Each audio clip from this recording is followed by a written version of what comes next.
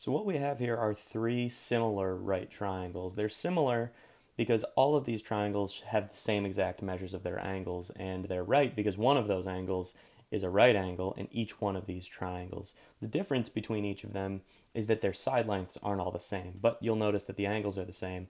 So there's something that I want to point out in this video that is interesting that occurs when you have similar right triangles, and that's going to lead us to sort of define a real meaning behind sine and cosine. In future videos, we're going to use those functions, but I want us to really recall what their definitions are and what they really mean when we talk about just a basic right triangle.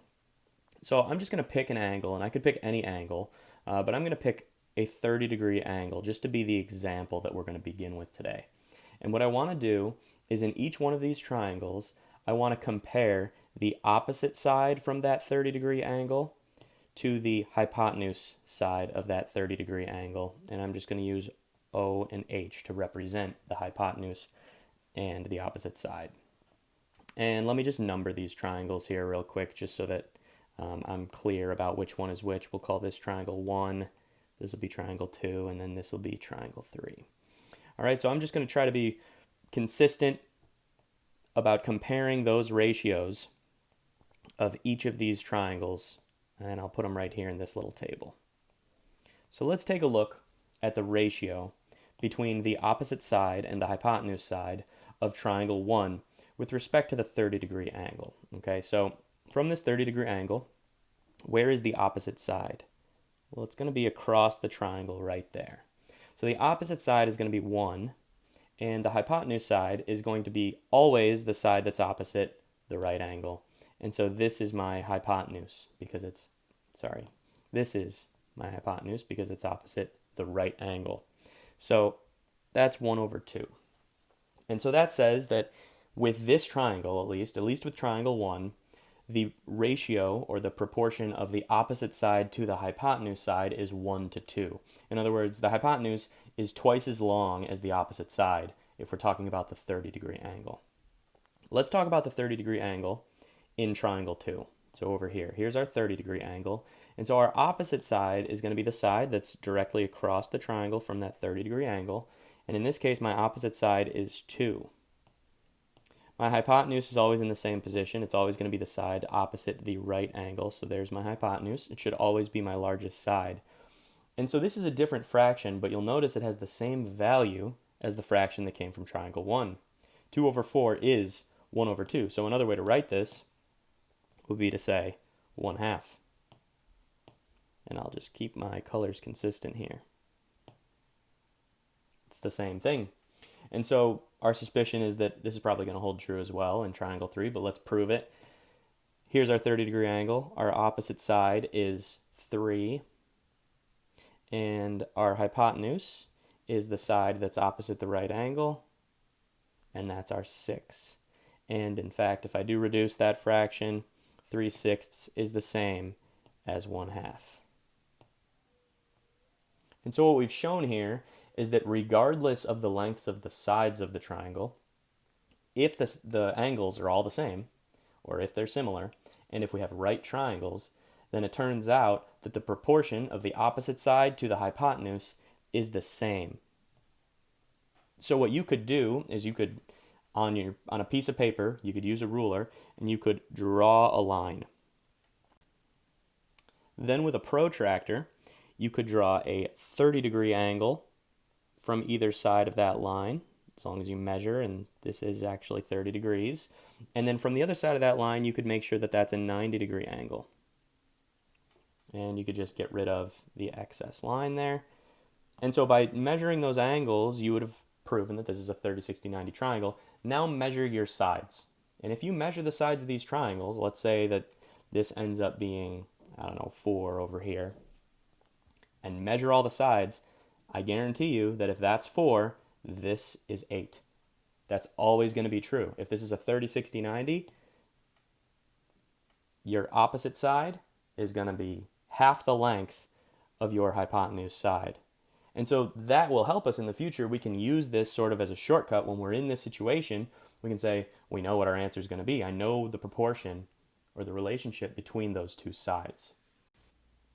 Let's continue with this exercise and do the exact same thing, but this time, instead of comparing the opposite side and the hypotenuse side, we're going to compare the adjacent side to the hypotenuse side. So I think I'll use purple here to represent adjacent, and we're going to compare the adjacent sides of each of these triangles to the hypotenuse sides of each of these triangles. And we're just going to continue filling in this table here. All right, so we'll go back to triangle 1. Where is the adjacent side if my angle is still 30 degrees? Okay, so at 30 degrees, I know that my hypotenuse is the 2, and I know that my opposite side is the 1, so this must be the adjacent side. So my adjacent side is right there. And if I do 1.732, and I'm going to try to keep the colors consistent here, 1.732 divided by the hypotenuse, which I know is 2. I'm going to get a long repeating decimal if I have the exact values here, but I'm going to end up with an answer that is approximately, if I leave it as a decimal, 0.866. Now, if you have the actual values of a triangle that you've measured, you're going to get a decimal that goes on for a very long time, 0.866025 something, goes on for a long time. But for the purposes of what we're going to do here, we're just going to round to the nearest thousandths place. All right, so that's just triangle 1. Let's do the same thing, but with triangle 2. So I've got some different measurements this time. From a 30-degree angle, my adjacent side is going to be this 3.464. Okay, so that's 3.464 divided by, and the hypotenuse in that case was 4. So if I do my division, that's also approximately 0.866. And we're getting what we suspected. We're seeing that there is a similar pattern going on here. If I look at triangle 3, that's going to be 5.196, and again, those are rounded numbers, so that's why we're coming up with this nice decimal here, but it would be repeating or going non-terminating if I used actual measurements. And the hypotenuse was 6, so this is approximately 0.866. If I take a look up at the opposite compared to the hypotenuse, I could have written that as a decimal too. That would have been 0.5, right? So each of these could be written as 0.5 if I want to write them as decimals. So what are we finding here? Well, it turns out that if you have a right triangle and you know the measures of the angles, you know the relationship between every single side of that triangle compared to every other side of the triangle. So let me just make a conclusion here based on the two things that we've found so far. In every right triangle with a 30-degree angle, the opposite side of that 30-degree angle is half the length of the hypotenuse. And that 1/2 could be written as 0.5 exactly. We've also found that in every right triangle with a 30-degree angle, the adjacent side of the 30-degree angle, or the side adjacent to the 30-degree angle, is 0.866 the length of the hypotenuse. So these are good things to know moving forward. So we know from now on if it's a right triangle and if it has a 30-degree angle, we know the relationships between the opposite side of that 30-degree angle and the hypotenuse and the adjacent side to that 30-degree angle and the hypotenuse. And we don't even actually have to know the lengths of the sides to know that they have that relationship. And you might be thinking, there are two sides we haven't compared yet. We haven't compared the adjacent side to the opposite side yet. And we should do that. So let's go ahead and compare those two sides. We'll make another row here.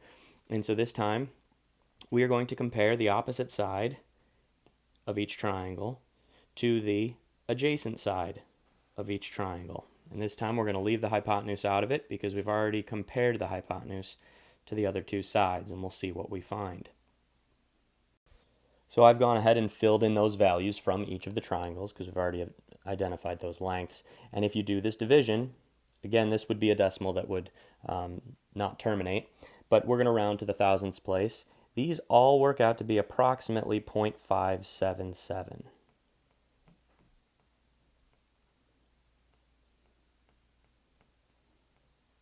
So we found a similar pattern, and we've made another conclusion now. it turns out that in every right triangle with a 30-degree angle, the side opposite the 30-degree angle is approximately 0.577 the length of the adjacent side. So these are facts now. They are conclusions that from now on we will use as information if I need to make a claim somewhere along down the line. And so the point of this video is just to get you to recognize the true definition behind what we mean when we say sine of 30 equals, or cosine of 30 equals, or tangent of 30 equals. And again, this works for any angle. When we say sine of 30, and you could type this into a graphing calculator, you're going to find that sine of 30 equals 0.5. That's what your graphing calculator will tell you, as long as you're in degree mode. Be sure you're in degree mode. If you type in cosine of 30, you're going to find out that that shows up as 0.866, and it's a non-repeating decimal. And if you type in tangent of 30, you're going to find out that that is approximately 0.577. And all that's saying is just a fancy way, or I guess a condensed way, of saying these three things. So that you know, if you draw a right triangle, and I'll just go ahead and sketch a generic right triangle here, and I'll call this a 30-degree angle, because we need that to be true, and it needs to be a right triangle. We need that to be true as well. I can tell you that because this is a right triangle, and it's got a 30-degree angle here, I know that this side, which is the opposite side, is half the length of that side. And the reason that I know that is because the side opposite the 30-degree angle is 1/2 the length of the hypotenuse. Or in other words, sine of 30 is equal to 0.5. And you'll find that out if you type that into a calculator. I also know that this side here, which is the adjacent side to this 30-degree angle, is about 0.866 of that length. And the reason for that is that we know that the side adjacent to the 30-degree angle is 0.866 the length of the hypotenuse if we're in a right triangle with a 30-degree angle. A fancy way of saying that would be cosine of 30 is approximately 0.866. And again, that's a non-repeating decimal, so I am rounding there.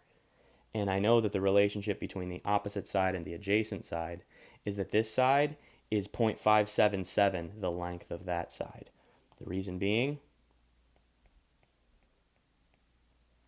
the side opposite the 30-degree angle is 0.577 the length of the adjacent side in one of these triangles.